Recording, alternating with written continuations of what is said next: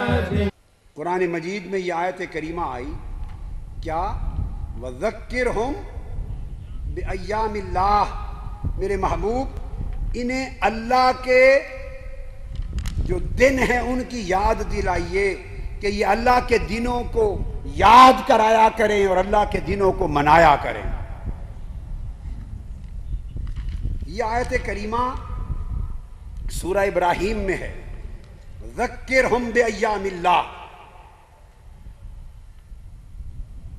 Beginning کی اس سورہ مبارکہ کی حضور کی آمد اور قرآن سے الف لام را کتاب انزلناہ الیک لتخرج الناس من الظلمات الی النور، حضور کی آمد اور قرآن کے اترنے کی نعمت بیان کی۔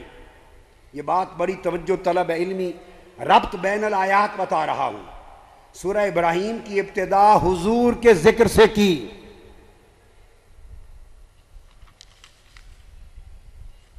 حضور کے ذکر کے بعد اگلی سورت اسی سورت میں آگے تمام انبیاء کی آمد کا ذکر کیا۔ پہلی آیت میں ذکر مصطفیٰ کی آمد کا ذکر کیا، اس کے بعد اگلی آیت میں سب رسولوں کی آمد کا ذکر کیا۔ فرمایا وَمَا أَرْسَلْنَا مِن رَسُولٍ إِلَّا بِلِسَانِ قَوْمِهِ، جس رسول کو بھیجا ہے ہم نے اس کی قوم کی زبان میں بھیجا ہے۔ سب رسولوں کو بھیجنے کا ذکر کیا، اس کے بعد پھر سیدنا موسیٰ علیہ السلام کے آنے کا ذکر کیا۔ فرمایا وَلَقَدْ أَرْسَلْنَا مُوسَىٰ بِآيَاتِنَا ان اخرج قومک من الظلمات الی النور، اور ہم نے حضرت موسیٰ کو بھیجا نشانیاں دے کر تاکہ اپنی قوم کو اندھیروں سے نور کی طرف نکال کے لے جائیں۔ ایک لطیف بات بتا دوں، حضرت موسیٰ کا ذکر کیا ان اخرج قومک من الظلمات الی النور، موسیٰ کو اس لیے بھیجا کہ اے موسیٰ آپ اپنی قوم کو، اس مخصوص قوم کو جن کی طرف آئے تھے، اپنی قوم کو اندھیرے سے نکال کے نور کی طرف لے جائیں۔ اور اس سے قبل یہی بات آقا علیہ السلام کی آمد کی اور حضور کو یہ نہیں فرمایا کہ اپنی قوم کو اندھیروں سے نکال کے نور کی طرف لے جائیں۔ حضرت موسیٰ سے کہا ان اخرج قومک من الظلمات الی النور، اور مصطفیٰ سے کہا لتخرج الناس من الظلمات الی النور، آپ ساری کائنات انسانی کو اندھیروں سے نکال کے نور کی طرف لے جائیں۔ یہ آیت کریمہ اعلان ہے کہ ہر نبی کی بعثت محدود زمانے اور محدود علاقے کے لیے تھی، مگر جب بعثت مصطفیٰ کا وقت آیا تو حدیں اٹھا دی گئی، زمانوں کی حدیں نہ رہیں، علاقوں کی حدیں نہ رہیں، ساری کائنات جن و انس تک مصطفیٰ رسول ہو گئے۔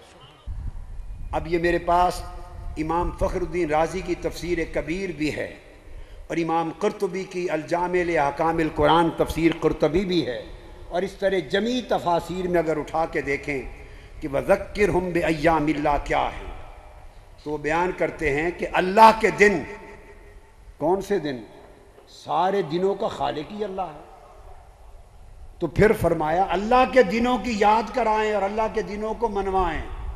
اللہ کے دن کون سے؟ تو فرمایا دو طرح کے دن ہیں اللہ کے، ایام رحمت اور ایام زحمت۔ ایام رحمت اور ایام زحمت، وہ دن جنہوں میں اللہ نے اپنی نعمتیں اتاری، انبیاء پیدا کیے، ملائکہ پیدا کیے، زمین و آسمان پیدا کیے، مائدہ اتارا، من و سلوہ اتارا، بخشش کی، نجات دی، قوموں پر کرم کیا، نبی پیدا کیے، مبعوث کیے، رسول بھیجے، ہدایت دی، قوموں کا بیڑا پار کر دیا۔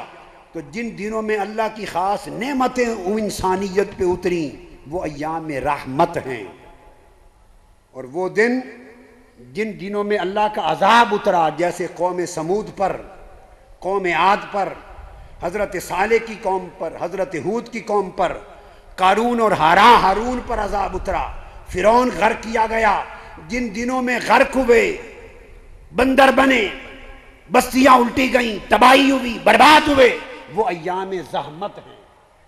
تو فرمایا اللہ کے ایام دو طرح کے ہیں، جن دنوں میں عذاب آئے وہ بھی یاد دلائیں تاکہ لوگوں میں خوف پیدا ہو،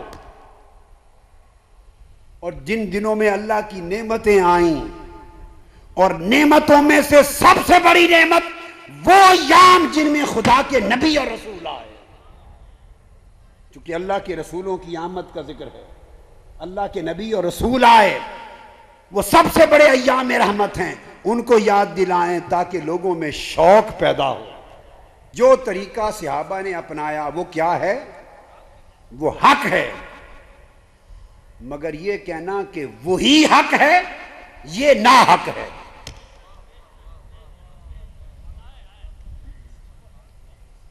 صحابہ کا طریقہ حق ہے، مگر یہ کہنا کہ بس وہی حق ہے یہ ناحق ہے، دو باتوں میں فرق ہے۔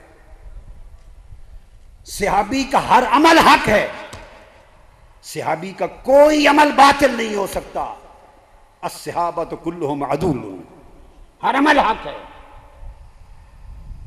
تو صحابہ کے عمل کا حصر حق میں ہے، ہر صحابی کا ہر عمل حق ہے، مگر علمی جملہ بول رہا ہوں، مگر حق کا حصر عمل صحابہ میں نہیں ہے۔ یہ سمجھا جائے کہ حق صرف وہ ہے جو عمل صحابی سے ملے، یہ ناحق اور غلط ہے۔ صحابی نے جو کیا وہ حق ہے، مگر یہ کہنا کہ جو نہیں کیا وہ حق ہو ہی نہیں سکتا، یہ ناحق اور باطل ہے۔ اس کی مثال سمجھاتا ہوں، سمجھ جائیں گے۔ مثلا میں کہوں کہ دودھ مشروب ہے، دودھ تو یہ حق ہے کہ دودھ مشروب ہے، ڈرنک ہے، مشروب ہے، ایک حصہ ٹھیک ہو گیا۔ دوسرا کہے کہ مشروب صرف دودھ ہی ہے اور دودھ کے سوا کوئی مشروب نہیں ہو سکتا، یہ بات غلط ہوگی۔ دودھ مشروب ہے یہاں تک درست ہے، مگر یہ کہنا کہ مشروب دودھ ہی ہے یہ غلط ہے اور ہی ہے میں فرق ہے۔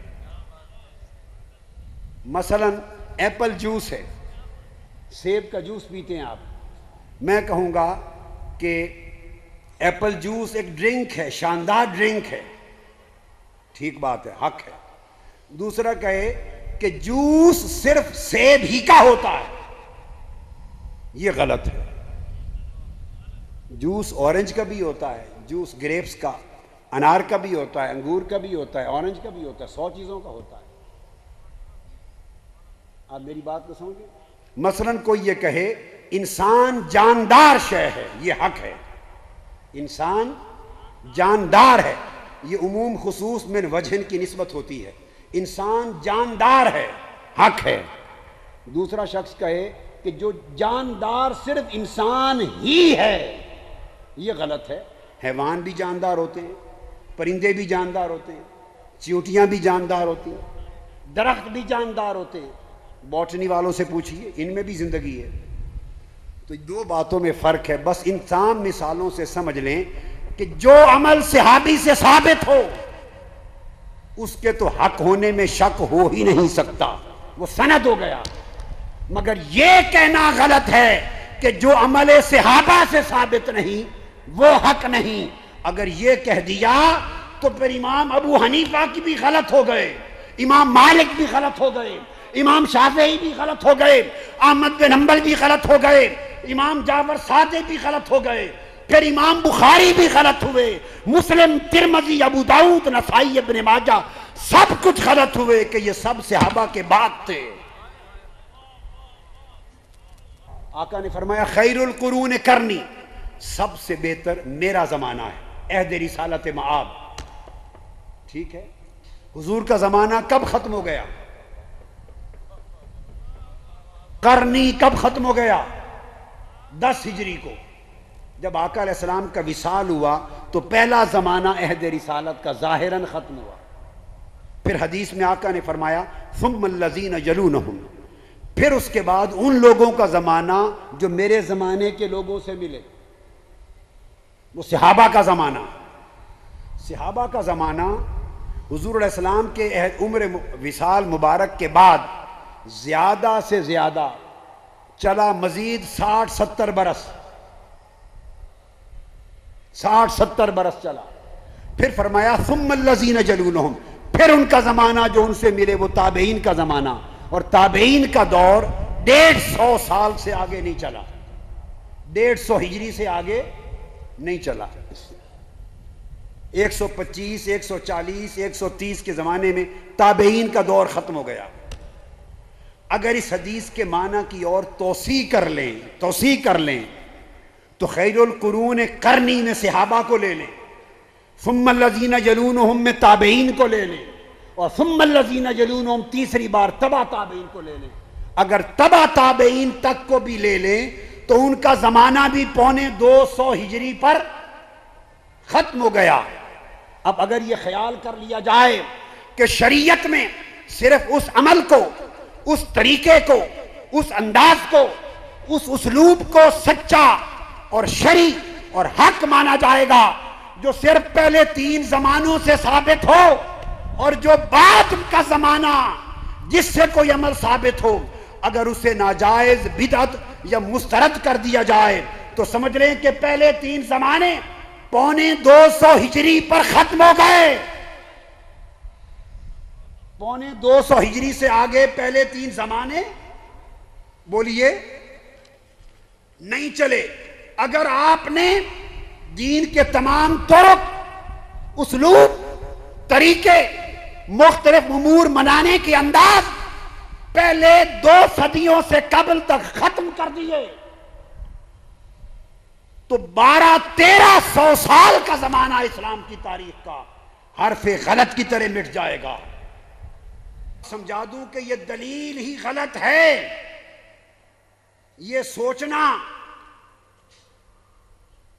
کہ جو صحابہ کرام کے عمل سے اور تابعین اور تبع تابعین کے دور سے ثابت نہیں، معاذ اللہ وہ غلط ہے.